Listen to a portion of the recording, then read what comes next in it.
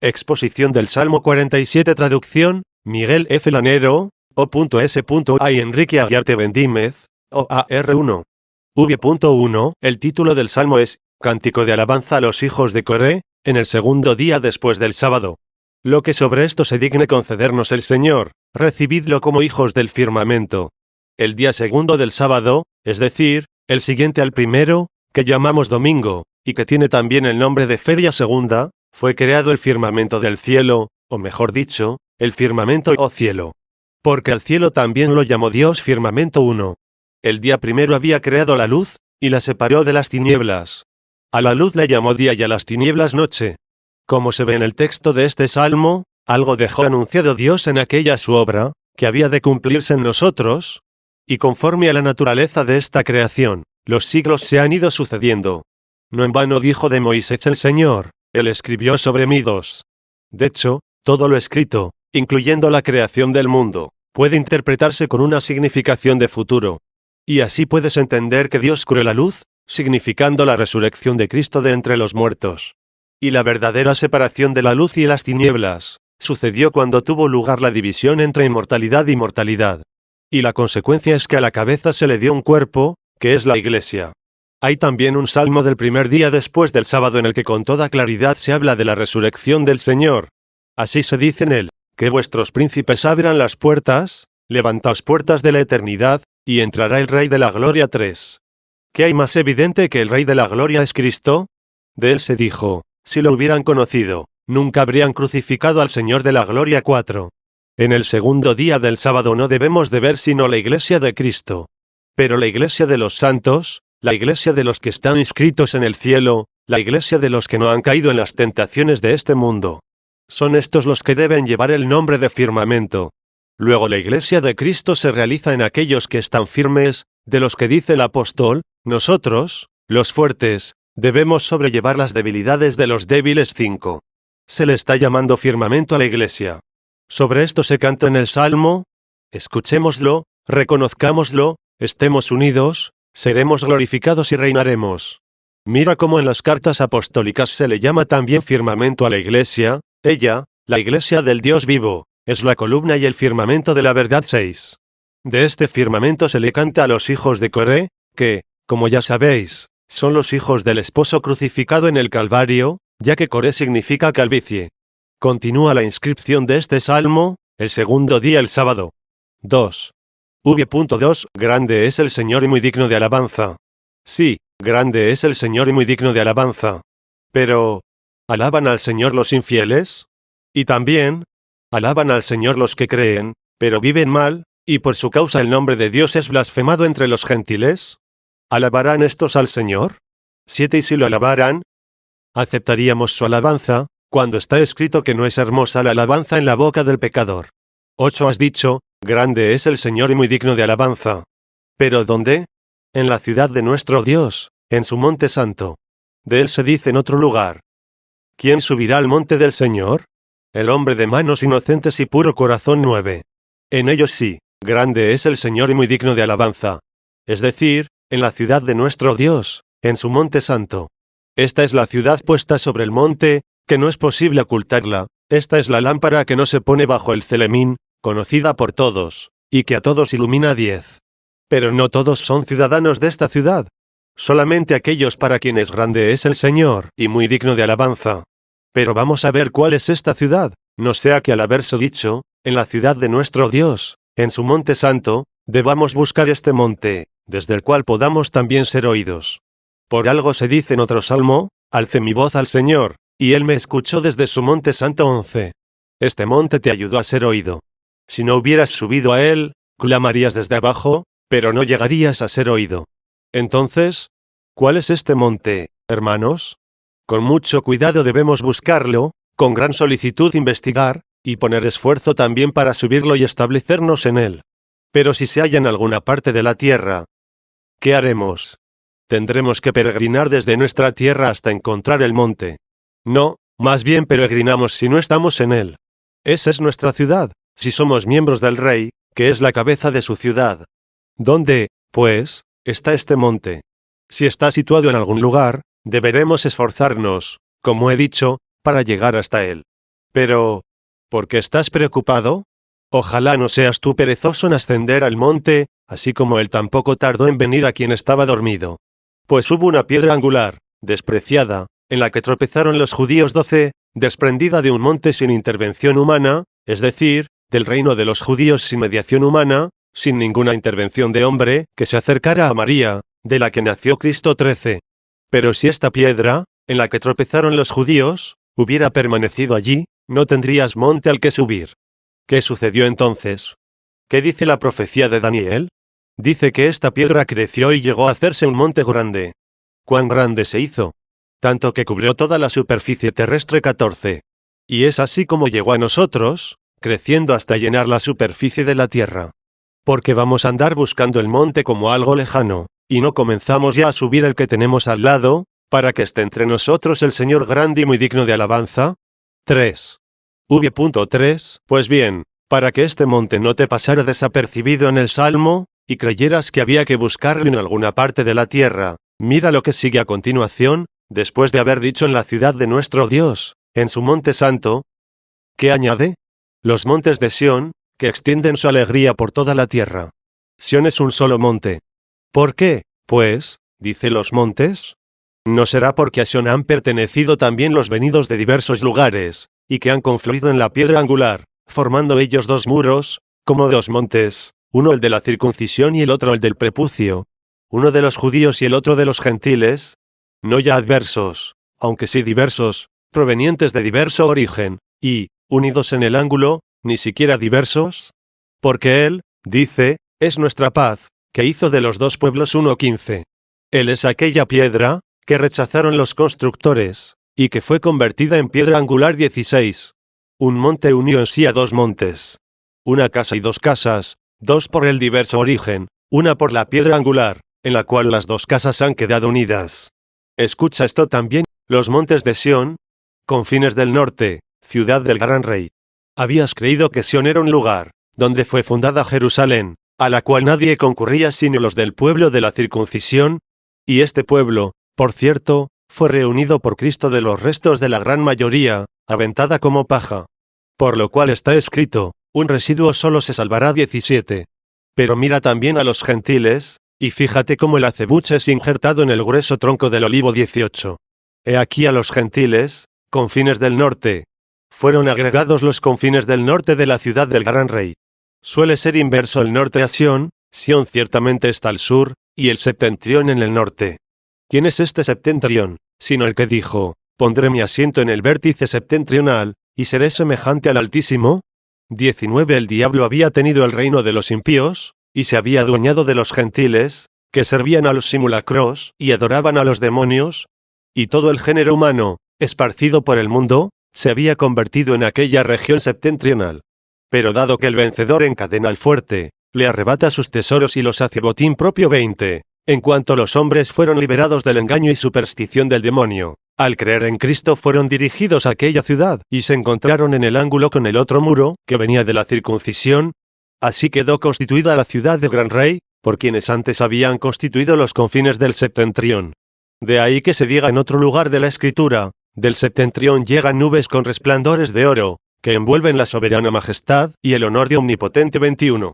Grande es la gloria del médico, cuando logra curar a un enfermo desahuciado. Del septentrión llegan nubes, no oscuras, no tétricas, sino de color dorado. ¿Y a qué se debe, sino a su origen de la gracia iluminadora de Cristo?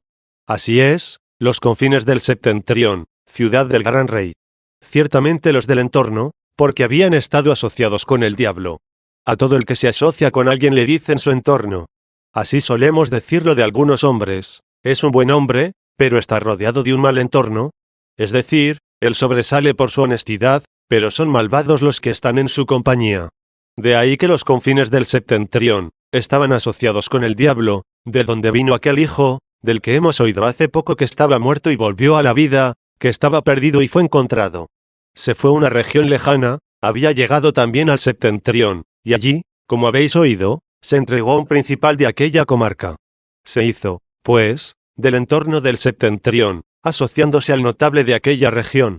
Pero dado que la ciudad del gran rey se forma también de los provenientes del entorno del septentrión, recapacitando, dijo, voy a levantarme y a volver a mi padre. Y le salió al encuentro el padre, que dijo de él, estaba muerto y revivió. Estaba perdido y lo hemos encontrado. El ternero cebado fue la piedra angular. Por fin el hijo mayor que se resistía a participar en el banquete 22, insistiéndole el padre, entró. Y ya tenemos de algún modo los dos muros, los dos hijos, que vinieron al festín del becerro cebado, y constituyeron la ciudad del gran rey. 4. V.4, continuando el salmo, decimos, Dios es conocido en sus moradas. Al decir sus moradas se refiere a los montes, a los dos muros, a los dos hijos. Dios es conocido en sus moradas. Pero pone de relieve la gracia, por eso añade, cuando la acoja.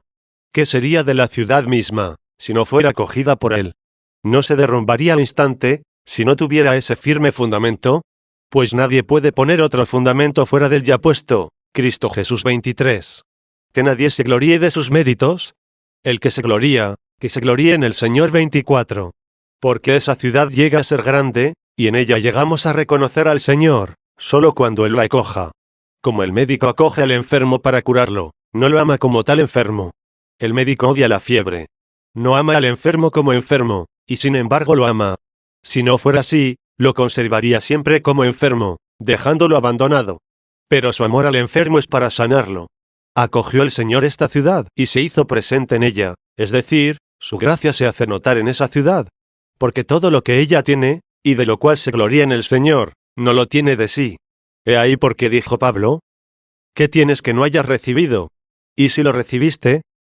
¿Por qué te glorías como si no lo hubieras recibido? 25 Dios es conocido en sus moradas, cuando la acoja. 5.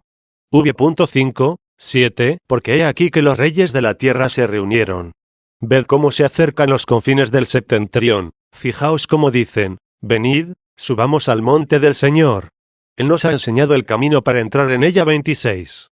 Mirad cómo los reyes de la tierra se reunieron y formaron una unidad. ¿Cuál es esa unidad, sino la famosa piedra angular? 27 Ellos, al verla, quedaron admirados. Y tras la admiración de los milagros de Cristo y de su gloria, ¿qué se siguió? Se asustaron, se conmovieron, se apoderó de ellos el temor. ¿Y cómo es que el temor se apoderó de ellos, sino por la consciencia de sus delitos? Que corran los reyes en pos del rey, que los reyes reconozcan al rey. Como se dice en otro lugar, yo mismo he sido por él consagrado rey en Sión, su monte santo, predicando el precepto del Señor. Él me ha dicho, tú eres mi hijo, yo te he engendrado hoy. Pídemelo y te daré en herencia las naciones, y en posesión los confines de la tierra. Los regirás con cetro de hierro, y los quebrarás como vaso de barro 28. Ya sabemos quién es el rey consagrado en Sión, y le han sido entregados como propiedad los confines de la tierra. Deberán los reyes tener temor de perder su reino, no se les vaya a arrebatar, como ocurrió con el miserable Herodes, que en lugar del niño asesinó a muchos niños.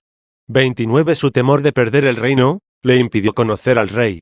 Ojalá también él hubiera adorado con los magos al rey. Así no hubiera buscado de mala manera su reino, matado a los inocentes y pereciendo él. Pues bajo su responsabilidad digolló a los inocentes, y Cristo, aun siendo niño, coronó a los niños que por él murieron. Luego los reyes debían haber temido cuando se dijo, yo mismo he sido consagrado rey por él, y me dará en herencia todos los confines de la tierra el mismo que me ha ungido rey. ¿Y por qué tenéis envidia, oh reyes? Abrid vuestros ojos y mirad, pero no con envidia. Qué distinto es este rey. Mirad lo que dijo, mi reino no es de este mundo 30. No tengáis miedo de que se os arrebate el reino de este mundo. Se os dará un reino, pero es el reino de los cielos, allí donde él es rey. ¿Cómo sigue el texto? Y ahora, reyes, entended. Ya empezabais a inquietaros, entended. Se trata de otro rey, cuyo reino no es de este mundo. Con razón los reyes de la tierra se reunieron, se conmovieron, se apoderó de ellos el temor. Y es a ellos a quienes se les dice, y ahora, reyes, entended, aprended todos los que juzgáis la tierra. Servid al Señor con temor, aclamadlo con temblor 31. ¿Y qué fue lo que hicieron? Hubo allí dolores como de parto. ¿Cuáles son estos dolores, sino los del arrepentimiento? Mira la misma concepción del dolor y del parto, por tu temor, nos dice Isaías, hemos concebido y dado a luz al Espíritu de Salvación 32. Es así como los reyes concibieron por el temor a Cristo, y en el parto de la salvación, dieron a luz creyendo en el que habían temido. Hubo allí dolores como de parto. donde oyes los gemidos de una parturienta, espera la criatura. Quien da luz es el hombre viejo, pero el que nace es el hombre nuevo. Hubo allí dolores como de parto. 6. V.8, con viento violento destrozarás las naves de Tarsis. O dicho más brevemente, derribarás la soberbia de los gentiles. Pero, ¿cómo se deduce de aquí que se refiere al derribo de la soberbia de los gentiles? Por las naves de Tarsis. Los sabios investigaron sobre la ciudad de Tarsis, a ver qué ciudad tenía ese nombre. Y según el parecer de algunos, Cilicia fue llamada Tarsis, por llamarse Tarso su capital. De esta ciudad era Pablo el apóstol, nacido en Tarso de Cilicia 33. Algunos, en cambio, opinaron que se trata de Cartago.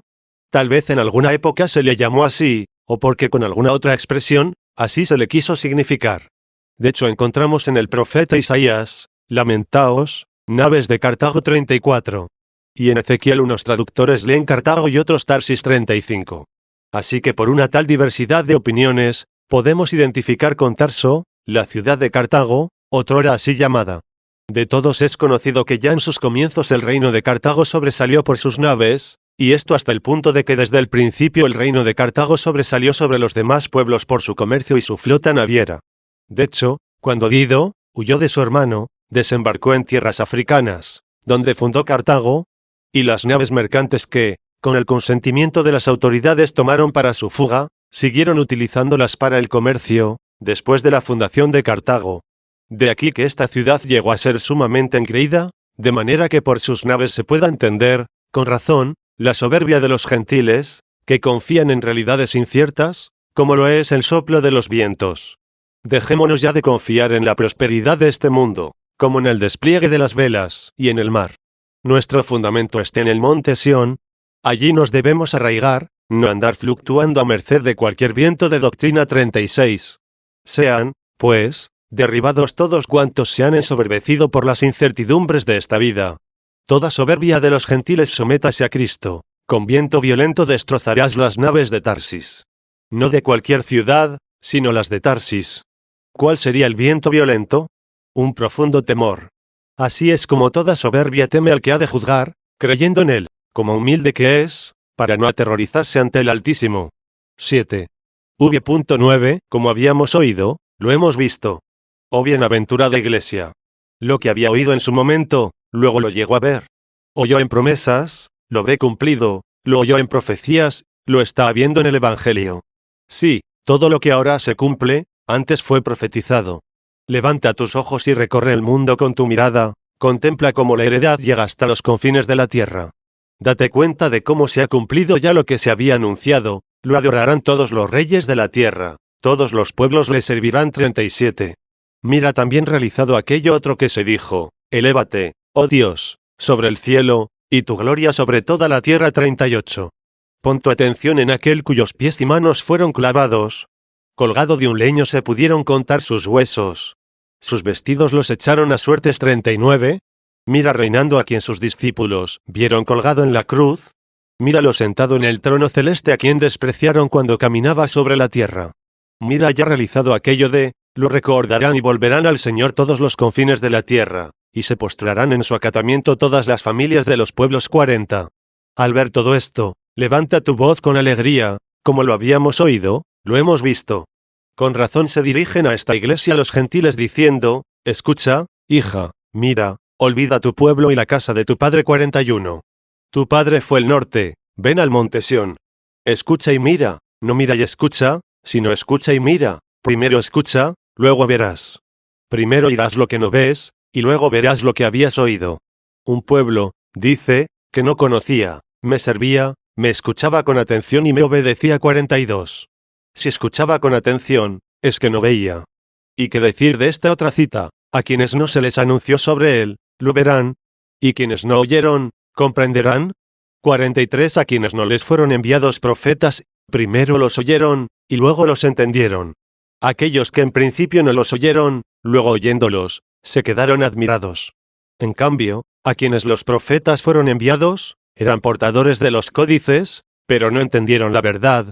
Tenían las tablas del testamento, pero no poseyeron la herencia. En cambio nosotros, tal como lo habíamos oído, lo hemos visto. En la ciudad del Señor de los ejércitos, en la ciudad de nuestro Dios. Allí fue donde lo oímos, y fue allí donde lo vimos. Quien esté fuera de ella, ni oye ni ve. Quien está en ella, ni es sordo ni ciego. Como lo habíamos oído, lo hemos visto. ¿Y dónde lo oyes? ¿Dónde lo ves? En la ciudad del Señor de los ejércitos, en la ciudad de nuestros Dios. Que Dios la ha fundado para siempre. No nos insulten los herejes, divididos en bandos. No se engrían los que dicen, mira que Cristo está aquí, mira que está allá. 44. El que diga esto está induciendo a la división en facciones. Lo que Dios prometió fue la unidad. Los reyes se han congregado en uno, no se han dispersado en cismas. Pero tal vez esta ciudad que ha contenido al mundo, en algún momento podría ser arrasada. No, en absoluto, Dios la ha fundado para siempre. Así que si Dios la edificó para siempre, ¿por qué temes que se desmorone su cimiento? 8. V.10 Hemos recibido, oh Dios, tu misericordia en medio de tu pueblo. ¿Quiénes y dónde lo recibieron? ¿No fue tu pueblo el que recibió tu misericordia? Y si fue tu pueblo el que la recibió, ¿cómo es que nosotros recibimos tu misericordia, y además en medio de tu pueblo, como si fueran unos quienes la recibieron, y otros aquellos en cuyo medio la recibieron? Gran misterio este, pero conocido.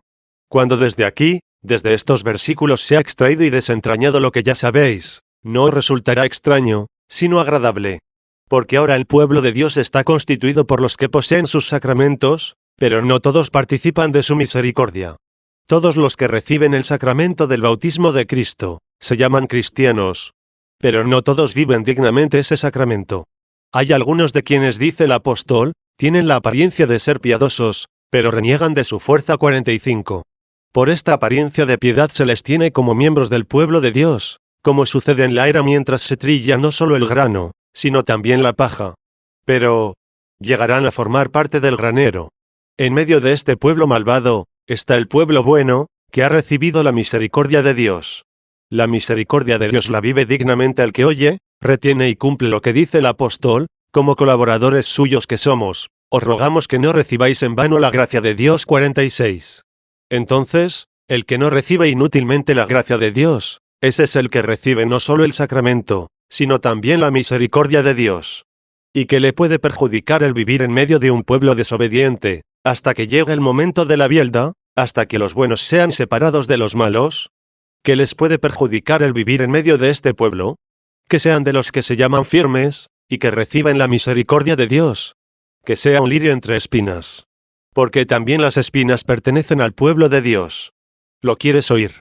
Fíjate en esta semejanza, como lirio entre espinas, así es mi amada en medio de las hijas. 47. ¿Acaso dice, en medio de las extrañas? No, dice en medio de las hijas. Hay hijas que son malas, y entre ellas es un lirio en medio de espinas. Así pues, a los que recibieron los sacramentos, y su conducta no es buena, se les cree pertenecer a Dios, pero no es cierto. Se les tiene como hijos suyos, pero son extraños, hijos por haber recibido el sacramento del bautismo, extraños por su conducta viciosa. Así también las hijas son extrañas, hijas por la apariencia de piedad, ajenas por la pérdida de la virtud. Que esté allí el lirio, que reciba la misericordia de Dios, mantenga su raíz de hermosa flor, que no sea ingrato a la lluvia dulce, caída del cielo. Ingratas sean las espinas, que crecen con la lluvia, pero crecerán para el fuego, no para el granero. Hemos recibido, oh Dios, tu misericordia en medio de tu pueblo. En medio de tu pueblo, que no recibió tu misericordia, nosotros sí la hemos recibido. Vino a los suyos, a su propiedad, y los suyos no lo recibieron. Pero a cuantos, estando en medio de ellos, sí lo recibieron, les dio el poder llegar a ser hijos de Dios. 48. 9. Y aquí surge la pregunta, y bien, este pueblo que recibe la misericordia de Dios en medio de su pueblo, ¿de cuántos miembros consta? ¡Qué pocos son! Apenas nos encontramos con algunos. ¿Se quedará Dios satisfecho con ellos, y permitirá que se pierda la multitud restante, tan numerosa? Esto se dicen quienes se prometen a sí mismos, sin haber oído las promesas de Dios. ¿Será verdad que si vivimos mal, si disfrutamos de los placeres de este mundo, si nos dejamos esclavizar por nuestras pasiones, Dios nos condenará? ¿Cuántos son, en realidad, los que parecen cumplir los mandatos de Dios? Apenas se encontrarán uno o dos, en todo caso muy pocos. ¿Será verdad que solo a estos los salvará, y condenará al resto? No puede ser, afirman. Cuando vuelva, y vea una tan ingente multitud a su izquierda, tendrá compasión y los perdonará. Esto mismo fue precisamente lo que prometió la famosa serpiente al primer hombre. Dios le había amenazado con la muerte si probaban el fruto prohibido 49, pero la serpiente replicó: ni pensarlo. No moriréis. Dieron crédito a la serpiente, y tuvieron que experimentar que fue verdadera la amenaza de Dios, y falso lo que el diablo les había prometido. Así sucede también ahora. Imaginaos la iglesia como si estuviera en el paraíso. La serpiente no cesa de incitar a lo mismo que antaño. Pero la caída del primer hombre debe servirnos de escarmiento a nosotros para no imitarlo en el pecado. Precisamente si él cayó, es para que nosotros nos levantemos. Respondamos nosotros a tales incitaciones como respondió Job. Job fue tentado por una mujer, como el hombre fue tentado por Eva, pero el hombre que fue vencido en el paraíso, aquí venció en el estercolero 50. No prestemos, pues, oídos a tales voces, ni creamos que estos son pocos, son muchos.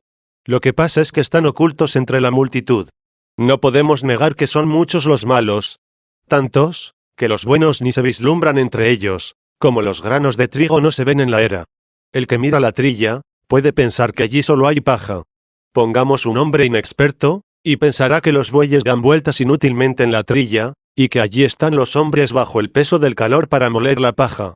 Pero lo que hay allí es la parva, que debe ser aventada. Entonces aparecerá el montón de trigo, que estaba escondido entre la mucha paja. ¿Quieres todavía encontrar a los buenos?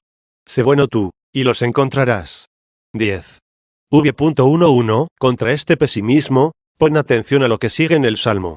Porque al decir, hemos recibido, oh Dios, tu misericordia en medio de tu pueblo, dio a entender que había un pueblo que no recibía la misericordia de Dios, en medio del cual sí hay quienes reciben su misericordia, y para que no se creyeran los hombres que estos son tan pocos, que diera la impresión de que casi no hay nadie, mira cómo los consuela con las palabras que siguen, como tu nombre, oh Dios, así tu alabanza en los confines de la tierra. ¿Qué quiere decir esto? Grande es el Señor y muy digno de alabanza en la ciudad de nuestro Dios, en su monte santo. Y su alabanza no puede darse sino entre sus santos. Los de mala vida no alaban a Dios, porque aunque lo prediquen con la lengua, lo blasfeman con su vida. Y porque su alabanza no existe sino entre sus santos, que no se digan entre ellos los herejes, su alabanza ha permanecido en nosotros, ya que somos pocos y estamos segregados de la multitud. Nuestra vida es buena, nosotros alabamos a Dios no solo de palabra, sino con nuestra conducta. La respuesta está también en este salmo. ¿Cómo es que decís que en vuestro grupo alabáis a Dios, a quien se le ha dicho, como tu nombre, oh Dios, así tu alabanza en los confines de la tierra? Es decir, así como eres conocido en todas las regiones, así eres también alabado en todas ellas. No falta quien te alabe ahora en todos los rincones de la tierra. Pero a Dios lo alaban quienes viven bien. Pues como tu nombre, oh Dios, así tu alabanza llega, no a un grupo, sino hasta los confines de la tierra. Tu diestra está llena de justicia. En otras palabras, serán muchos también los que estarán a su derecha. No han de ser muchos solo quienes estarán a su izquierda, sino que también allí habrá una nutrida multitud colocada a su derecha. Tu diestra está llena de justicia. 11. V.12. Alégrese el monte Sión y regocíjense las hijas de Judá por tus juicios, Señor. Oh monte de Sión, oh hijas de Judá. Ahora estáis aguantando entre la cizaña, entre la paja, entre las espinas, pero regocijaos por los juicios de Dios. No se equivoca Dios al juzgar. Vivid separadas, aunque hayáis nacido mezcladas. No en vano ha salido de vuestra boca y de vuestro corazón esta súplica, no arrebates mi alma con los impíos, ni mi vida con los hombres sanguinarios. 51. El gran experto bieldará teniendo el bieldo en la mano, y ni un grano de trigo caerá en el montón de la paja, destinada al fuego, y ni una brizna de paja se colará al montón de trigo, destinado a almacenarse en el granero. 52. Regocijaos, hijas de Judá, por los juicios de Dios, que no se equivoca, y no hagáis ahora juicios temerarios. A vosotras os pertenece recoger, a él le pertenece separar. Alégrese el monte Sión, y regocíjense las hijas de Judá por tus juicios, Señor. No vayáis a creer que las hijas de Judá son los judíos. Judá significa confesión. Todos los hijos de la confesión son hijos de Judá. Tengamos en cuenta que aquello de, la salvación proviene de los judíos, no quiere decir sino que Cristo proviene de los judíos. 53. Esto dice también el apóstol, Porque el ser judío no está en algo externo, ni circuncisión es tampoco la exterior del cuerpo. No, judíos es por dentro, y circuncisión es la del corazón, hecha por el Espíritu, no por la letra de la ley. Ese es el que recibe de Dios la gloria, no de los hombres. 54. Sé tú judío así, que tu gloria esté en la circuncisión del corazón, aunque no tengas la de la carne. Regocíjense las hijas de Judá por tus sentencias, Señor. 12. V.13. Dad vuelta en torno a Sión y abrazadla. Dígaseles a quienes viven mal, y que tienen entre ellos a ese pueblo que ha recibido la misericordia de Dios. En medio de vosotros hay un pueblo que vive bien. Dad la vuelta en torno a Sión.